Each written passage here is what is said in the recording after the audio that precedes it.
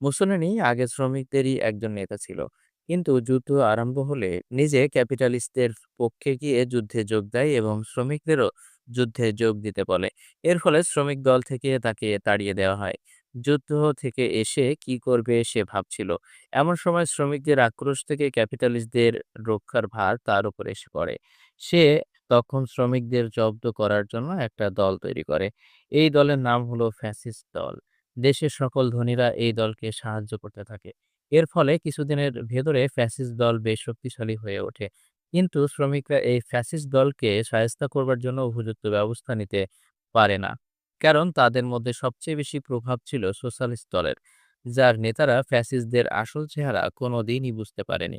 ঢিলেঢালা এই সোশ্যালিস্ট দলের নেতাদের দিক থেকে ফ্যাসিস্টদের সঙ্গে ক্যাপিটালিস্টদের গাঁটছড়া বাঁধার ব্যাপারটা বোঝারও কোনো চেষ্টা ছিল না। যারা এটা বুঝেছিল তারা ছিল সংখ্যায় কম ও শ্রমিকদের মধ্যে প্রভাবের বিচারে অপেক্ষাকৃতভাবে দুর্বল সদ্য গঠিত ইতালির কমিউনিস্ট পার্টি।